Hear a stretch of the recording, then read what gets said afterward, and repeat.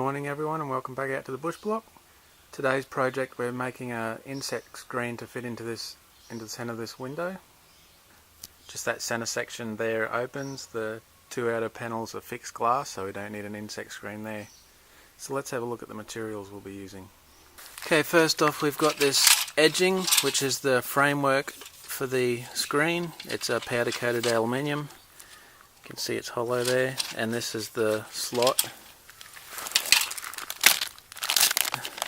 for your spline, which is a rubber spline that holds the screen in, the insect screen. And talking about splines, we've got two different sizes, so I wasn't sure which one would fit, but the one you use depends on the type of screen you get, as there's different grades of screen and different thicknesses. So we got both, just in case. So this is the screen we're using. This is a heavier duty one. This one's called a pet mesh, if you can read that upside down, and apparently 6 times stronger than normal mesh. So this is a polyester mesh, as you can see there. Turn around the right way so you can read it. So you can get different grades of polyester mesh as well as aluminium and also stainless steel screen, but this mesh will do us nicely. Also we have these connectors for the corners. First we've got to measure these and cut these on 45, and then these connectors, they go in a particular way, so you have to make sure you've cut the edges the correct way so your connectors will fit in, and that will slide into that as so. We'll try and do this one-handed. There we go. But of course this will be cut on 45. Pushes right in. And firm grip, and then we'll make a square frame and then put the mesh in. So first we've got to measure the window and get our dimensions to see what to cut these at.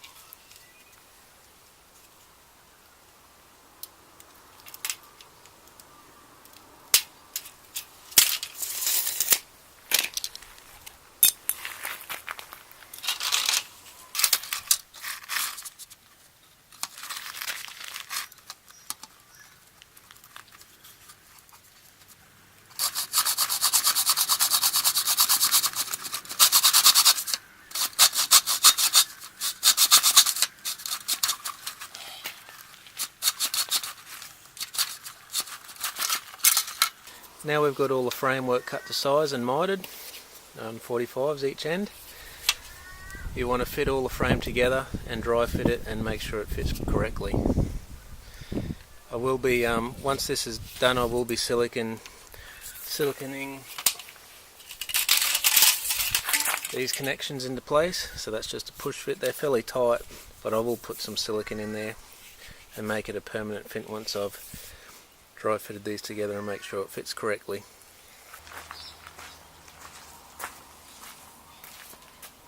So I'll just test this frame for a dry fit.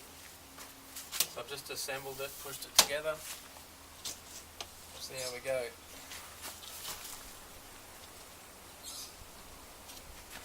We might have to do some adjustment.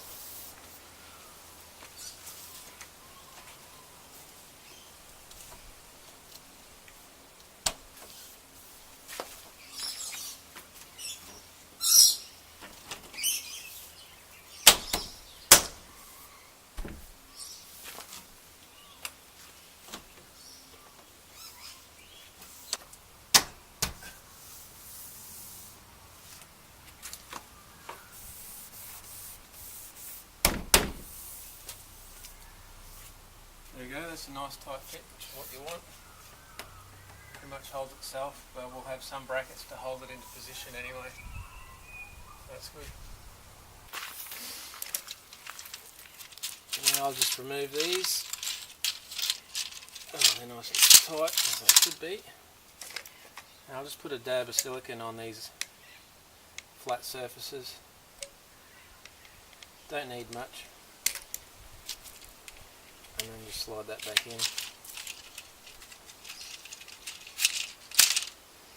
just clean up any excess that comes out. And do that for all four corners. Okay, now that we've got all the corners done, make sure you push them in firmly so they're nicely in position, because you don't want that silicone going off and setting it if they're not pushed firmly into position. You might just let that set up for about 5-10 minutes and then we'll start putting the screen in. Okay, another thing to make sure of, make sure this internal channel that holds the spline is lined up correctly so you can get a nice transition of the spline around the corner, otherwise you're going to have troubles there. Okay, try to get yourself set up on a good sized table or a flat surface. We've only got this small table here, this is what we'll have to work with.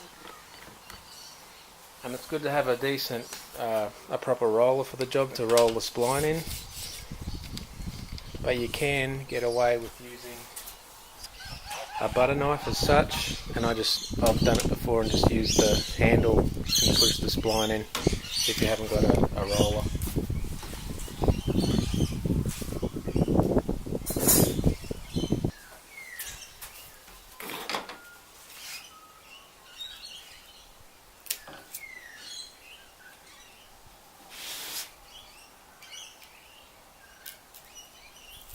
Just removing the packing tape there.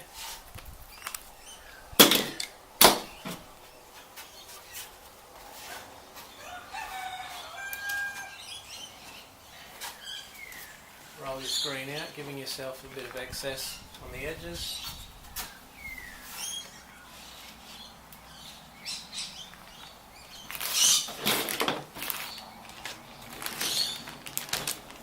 So we've got 4.5mm spline and a 6mm spline. We might just try the 6 first. This is a fairly thick mesh.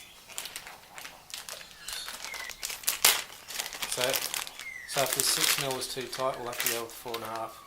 So just grab the end. And I'll just try and work it into the spline here just to check how it will fit. It's fairly tight.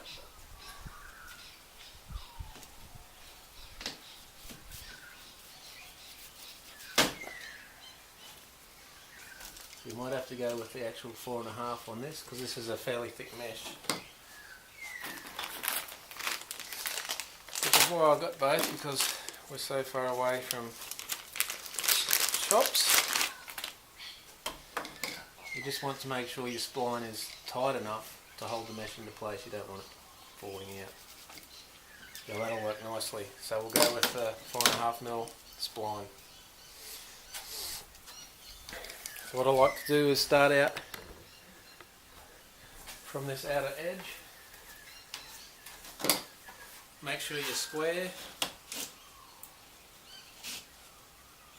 Give yourself enough overlap. You don't need too much, because we'll be trimming outside of the spline once we're done. And just start in one corner.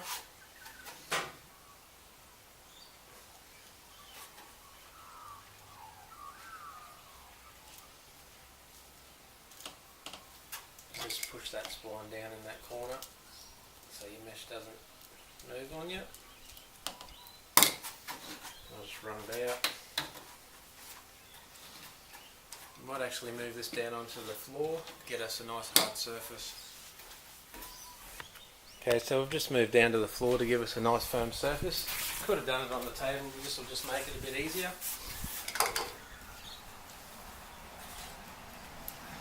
So I'll just check that we're square again. Make sure you've got plenty of overlap. Just make it easier later on. Basically just, for this first one, just feed it out and roll your spline into the channel. Just keep the spline run out in front of you and just work it in with the wheel. Or an edge, whatever you got, but I recommend getting the wheel. Just make the job easier on yourself, especially if you've got a few screens to do. If you've only got the one, you can get away with an edging of some type, like the handle of a knife.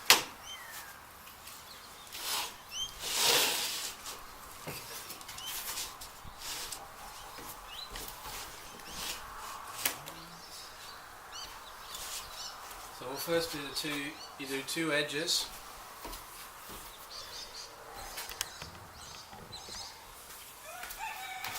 And once we've done two edges, we're going to have to tension these other sides to get so we've got a firm fit. So we'll just run this around the corner, making sure we're still square. You want to pull this tight in the corner to take any creases out. The corners you can just use the edge of the tool, push it down in. And then once you've got the corner in, just continue. Run your spline out. Don't worry this stage at about too many creases.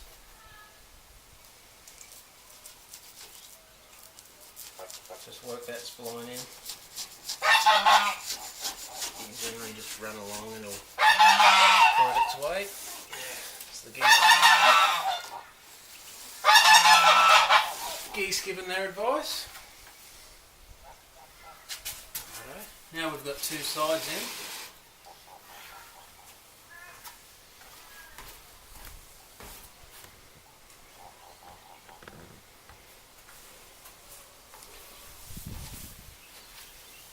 Okay, you want to pull this firm across so we can firm it up as we're rolling the spline. I'll just start this corner.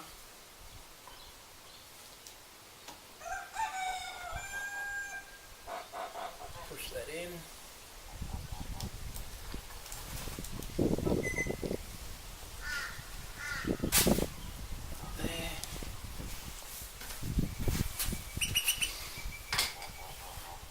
Pull your mesh across. It doesn't have to be super tight.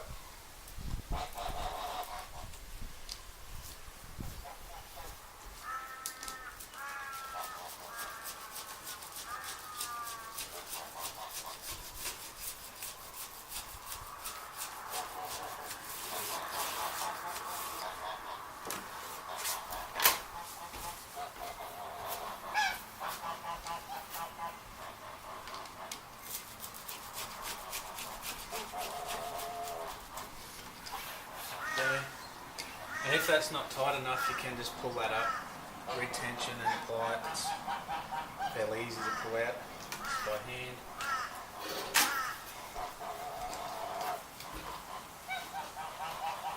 We'll see what it looks like after we're finished. We'll just work this corner in.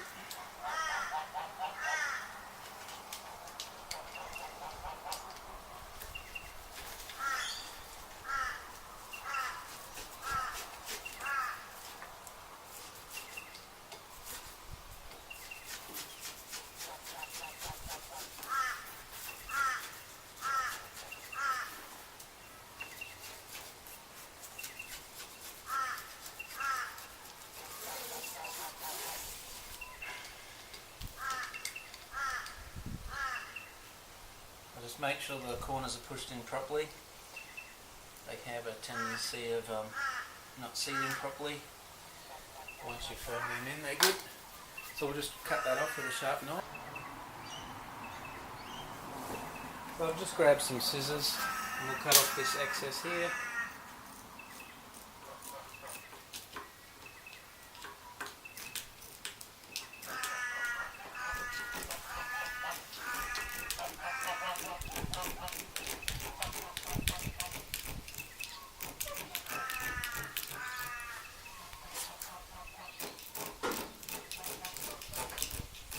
good quality mesh, this nice and thick.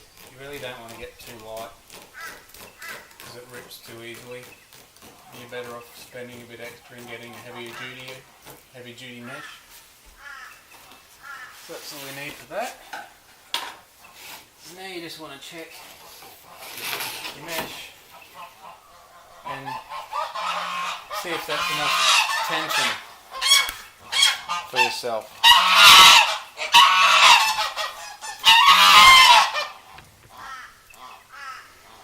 Geese on the run. So yes, I'm pretty happy with that.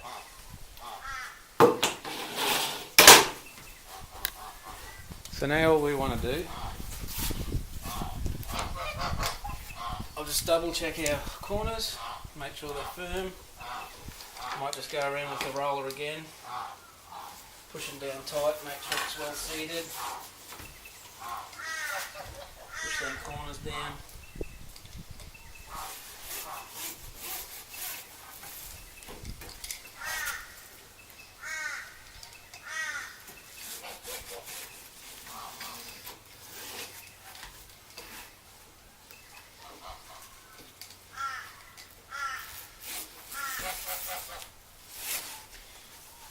And now basically we want to go on the outer edge. So you want to cut on the outer edge of your spline. So you want to have a good sharp knife. This knife's probably not quite as sharp as it should be. Use that spline as a guide and just run your knife down there as such. The sharper the knife, the better. And obviously make sure you don't cut the inner mesh.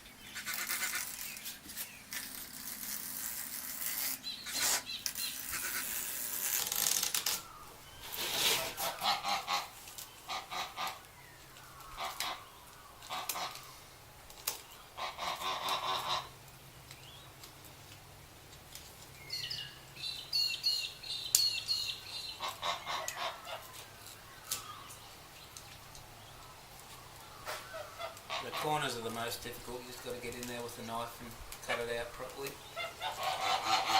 It's not that much of a drama.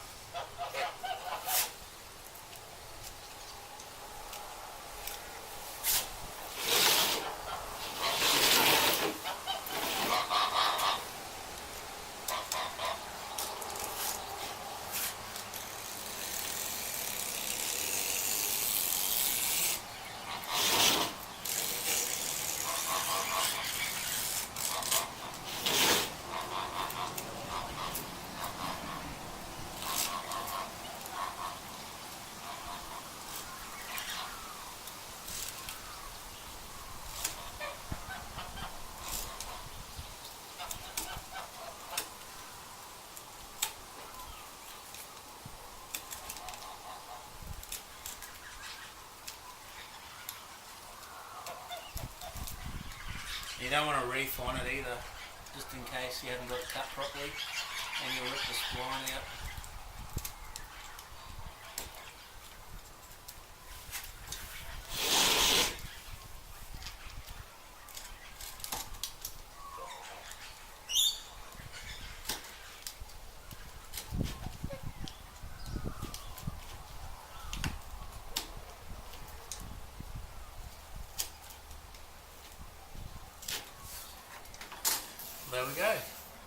And this side here is the inside, so the spline goes inside on the window, so it's got a frame to push against.